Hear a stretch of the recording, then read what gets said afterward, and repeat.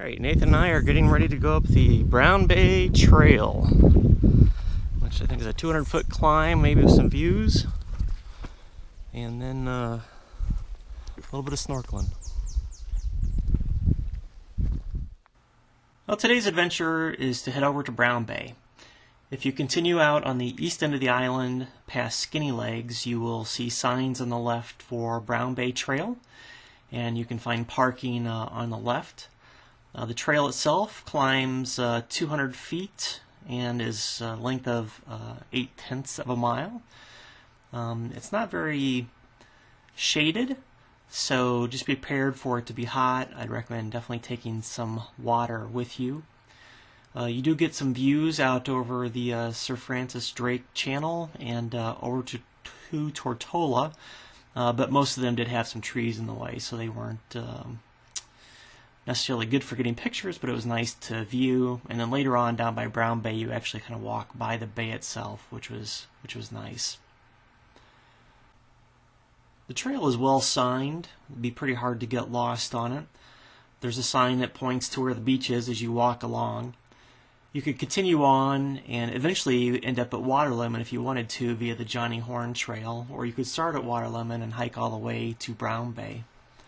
The beach itself was nice and sandy, and the middle of the bay had a sandy bottom as well, and had grass on the bottom, which is a great place to be able to see conch shells or turtles if they happen to be feeding that day.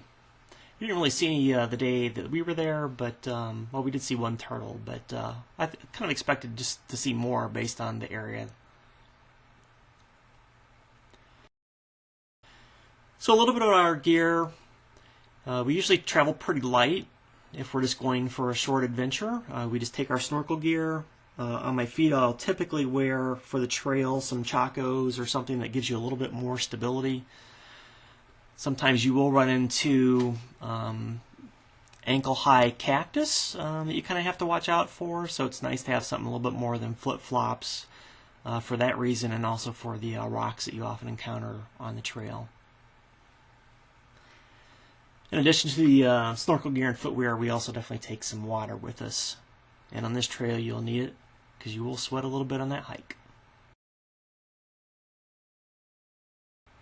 So we snorkeled out in the middle, but we didn't see much action there, so we went to the left as you face the water and kept going until we got into some coral.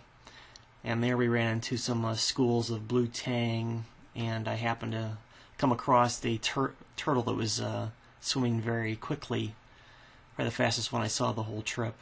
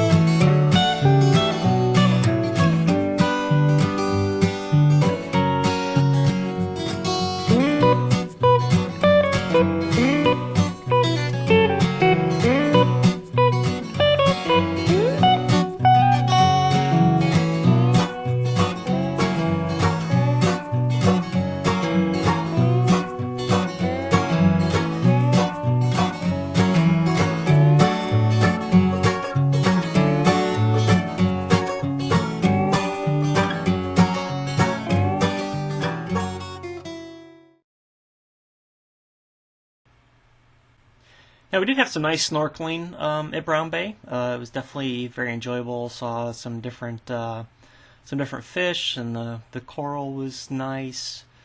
It was a nice mix where you could see coral. You had also the option to just kind of snorkel above the grassy sections in the middle, potentially see some other underwater life.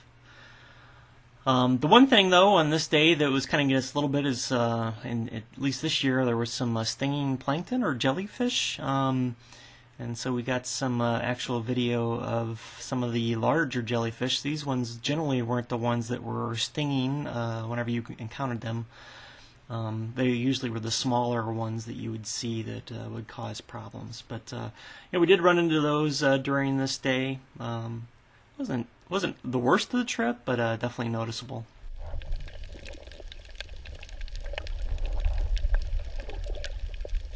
One of the other attractions at Brown Bay is there's some ruins that are accessible.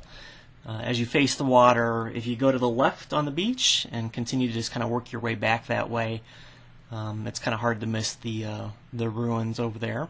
And I believe there's probably some other ones too that if you search around you can probably find. But we just had, like I say, a limited amount of time.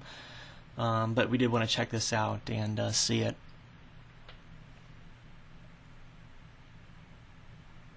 It's pretty amazing the stonework that you see, considering probably the storms that come in here and how long some of these ruins have probably lasted here. This one was right near the beach. Be nice to be able to go out in the morning and see how things are. Do a little snorkeling, a little fishing. It always amazes me seeing the cactus. And then on the way back, we passed the sargassum, the seaweed, which if it sits there in the sunshine, whew, it can get stinking. So after that, we did go to town and had our extended family show up on the car ferry. We had some lunch in town, did a little grocery shopping before we saw them. But it was good to connect with everybody. After that, we went to Cruise Bay Water Sports and got them outfitted with some snorkel gear. And that all worked out well. I think the only problem was that we were short one set because they had rented everything else out, so we had to go over to Krabby's and get an extra set. And then it was up to our villa for the first time. We were at Ixora and slept, I believe 10 it was there, or had capacity for 10. I don't think we quite had that many people. But it was nice to all sit around and eat dinner at the table together.